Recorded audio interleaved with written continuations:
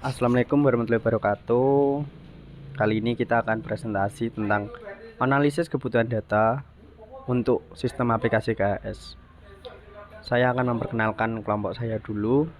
Pertama, Muhammad Sigit Ariwibowo, kedua Muhammad Ali Hafi, ketiga Ditya Bagus Pratama, keempat Ahmad Afifuddin. Langsung saja kita ke pendahuluan. Pertama, latar belakang. Analisis adalah aktivitas yang memuat sejumlah kegiatan seperti mengurai, membedakan, memilah sesuatu yang digolongkan, dan dikelompokkan kembali menurut kriteria tertentu, kemudian dicari kaitannya dan ditafsirkan maknanya, atau dapat dikatakan analisis adalah sekumpulan aktivitas dan proses. Perancangan adalah penggambaran, perencanaan adalah pembuatan sekumpulan aktivitas dan proses. Perancangan adalah penggambaran dan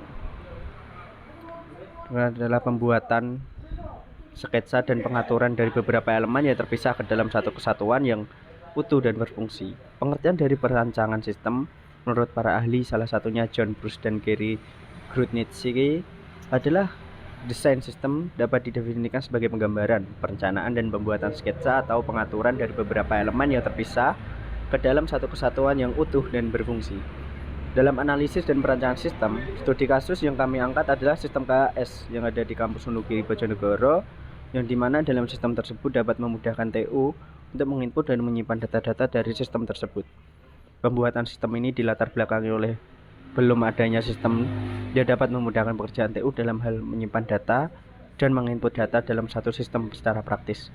Sistem ini berfungsi untuk menginput data penerima, di mana fitur-fitur ini hanya dapat digunakan oleh TU sebagai admin.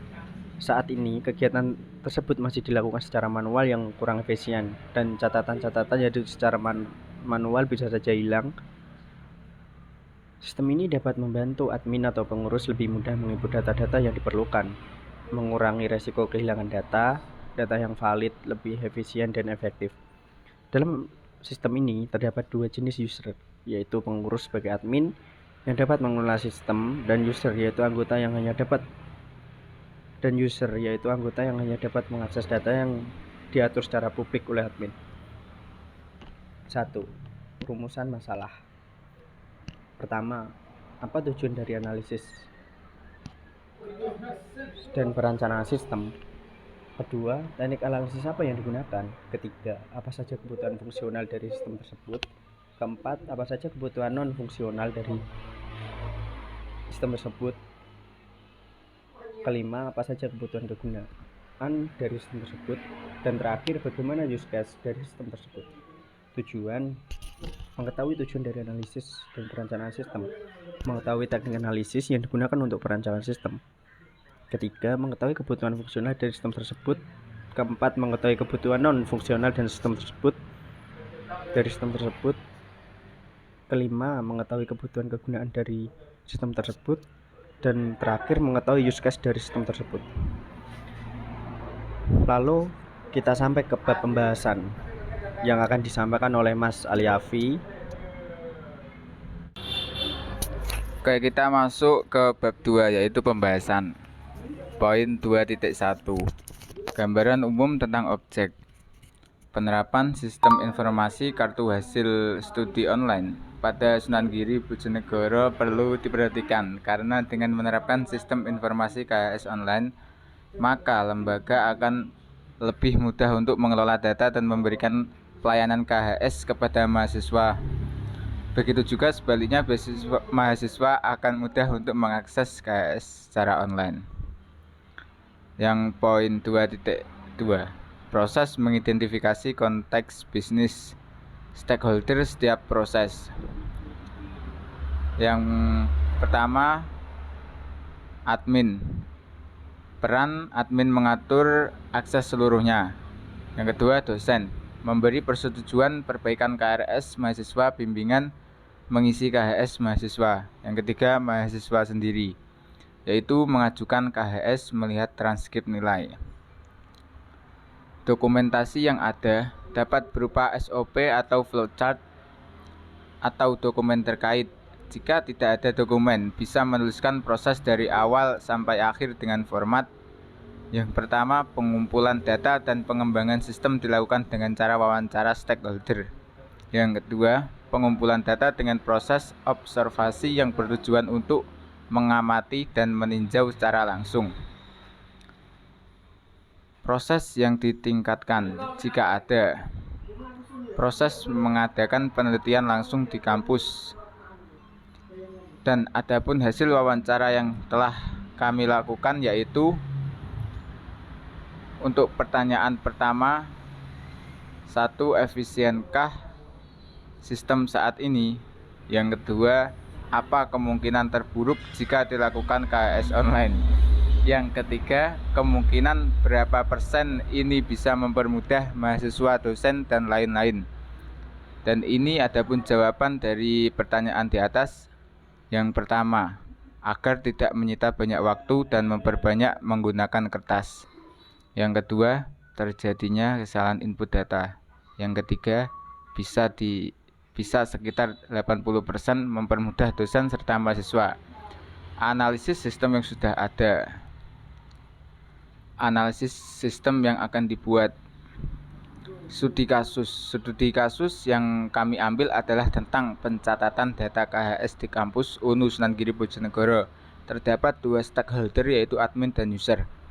Perancangan sistem yang kami buat berisi tentang input dan penerima input data, penerima yang tidak lanjut kuliah, dan penerima yang tidak mengikuti prosedur, yang mana semua fitur tersebut hanya bisa diakses oleh admin.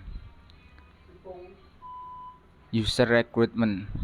Admin dapat memasukkan dan menyimpan data penerima. Admin dapat memasukkan dan menyimpan foto penerima agar meminimalisir kehilangan data dan lain-lain. Kebutuhan non fungsional. Kebutuhan yang pertama, sistem berbasis website. Yang kedua, sistem dapat menampilkan logo UNU Sunan Giri Bojonegoro pada saat sistem dibuka, dan lain-lain.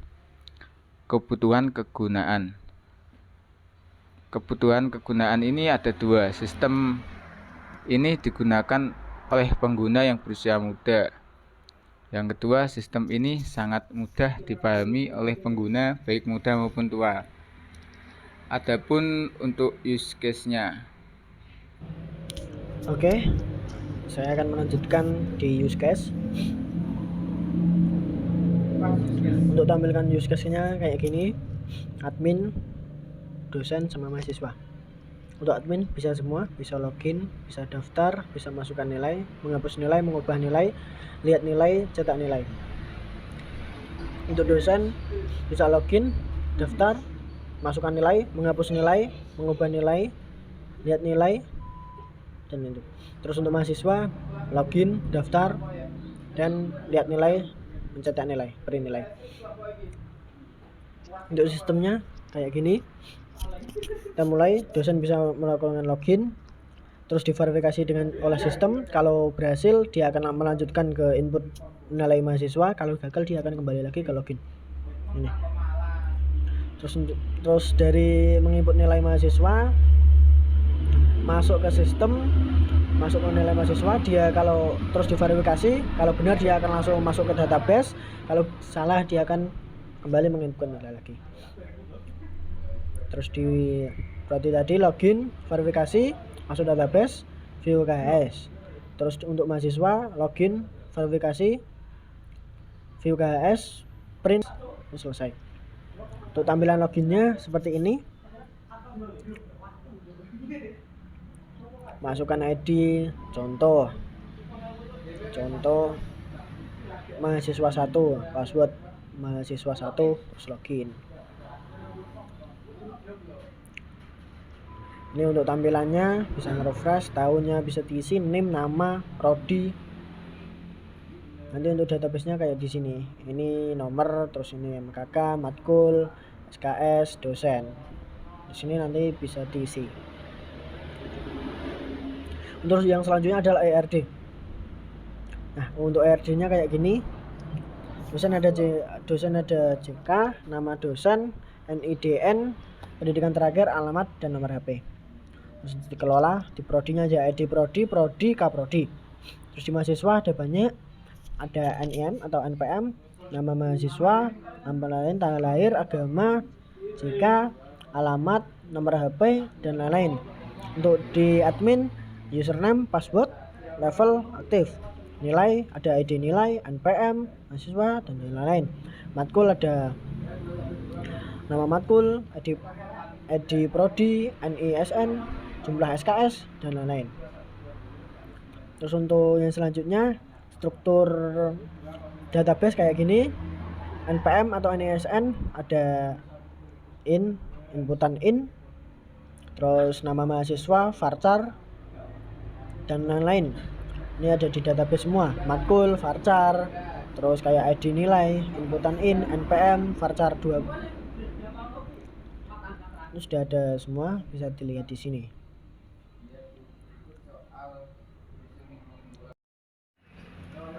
Ya, langsung saja masuk ke bab 3 penutup.